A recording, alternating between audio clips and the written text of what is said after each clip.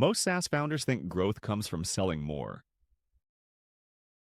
More leads, more demos, more customers. But the most important growth metric in SaaS has nothing to do with new sales. It's called net revenue retention. And once you truly understand it, you realize why some SaaS companies feel like leaky buckets, while others quietly turn into money printing machines. Let's start with a simple thought experiment. Two SaaS companies. Both start today with $1 million in annual recurring revenue. Same product, same pricing, same market. The only difference is one number. Net revenue retention. Company A has 90% NRR. Company B has 110% NRR.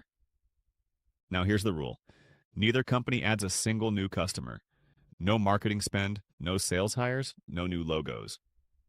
We just let time pass. And after 5 years, the difference between these two companies is shocking. Company A is the leaky bucket. Every year, some customers churn, some downgrade. Revenue slowly leaks out. At 90% net revenue retention, the company is shrinking, even though nothing went wrong. After 5 years, that $1 million quietly turns into a fraction of what it once was. Now look at Company B, 110% net revenue retention. Even without adding customers, revenue grows. Existing customers expand, they upgrade, they buy more seats, they move up market. After 5 years, the company is dramatically larger without ever signing a new customer. Same starting point, completely different outcome. This is why net revenue retention is considered the #1 SaaS growth metric. NRR answers one brutally honest question. If you stopped selling today, would your business shrink or grow? Net revenue retention measures how much revenue you keep from your existing customers over time, including expansions, after accounting for churn and downgrades. It ignores new customers entirely, and that's what makes it powerful, because high NRR means your product is doing the selling for you. This is the aha moment most founders miss. When a SaaS company has strong net revenue retention, growth becomes cheaper, more predictable, and far more profitable. Sales and marketing are expensive, but expansion revenue has some of the highest margins in SaaS. This is why venture capital firms will often pay significantly higher valuation multiples for companies with elite NRR. They know that retention compounds faster than acquisition. Now let's break down the math. Net revenue retention sounds complex, but it's actually simple. You start with revenue from existing customers at the beginning of the period. Then you add expansion revenue. Upsells, cross-sells, additional seats. Then you subtract churned revenue. Customers who leave entirely. Then you subtract contraction. Customers who stay but pay less. What's left is your ending revenue from the same customer base. Divide that by the starting revenue and you get net revenue retention. Let's put real numbers to it. You start the month with $100,000 in MRR. You gain $10,000 from expansions. You lose $5,000 from churn. You lose another $5,000 from downgrades.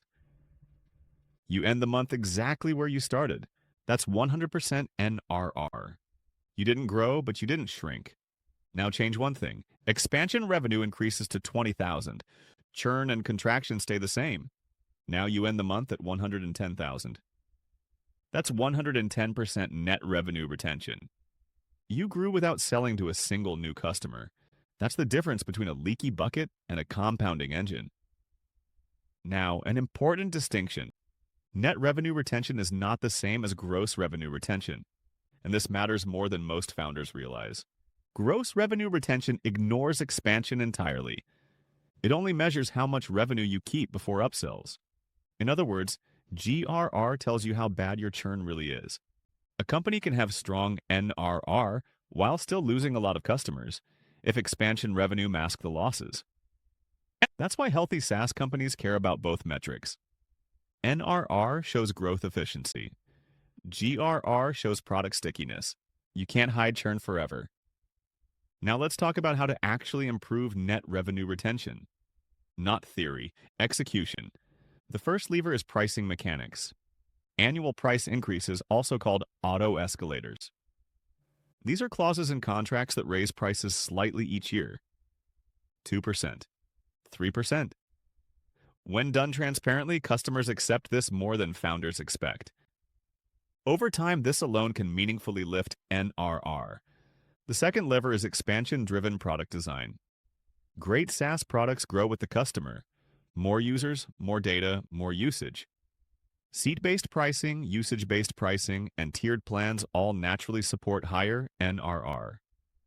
If customers can grow without paying more, retention may look good, but NRR will suffer. The third lever is proactive customer success. High NRR companies do not wait for churn signals. They monitor usage, adoption, and engagement. When customers get real value, expansion feels natural, not forced. Retention is not a support function, it's a growth strategy. Here's the mindset shift. Most founders obsess over customer acquisition cost. How cheap can we acquire new customers? But the best SaaS companies obsess over net revenue retention. How much more value can we create for customers who already trust us? That's where the margin lives. That's where predictability lives. And that's where valuation lives. Net revenue retention tells you whether your SaaS is fighting gravity or benefiting from it. If your NRR is below 100%, you're running uphill every month. If it's above 100%, growth becomes inevitable. And that's why net revenue retention is not just a metric, it's a strategy.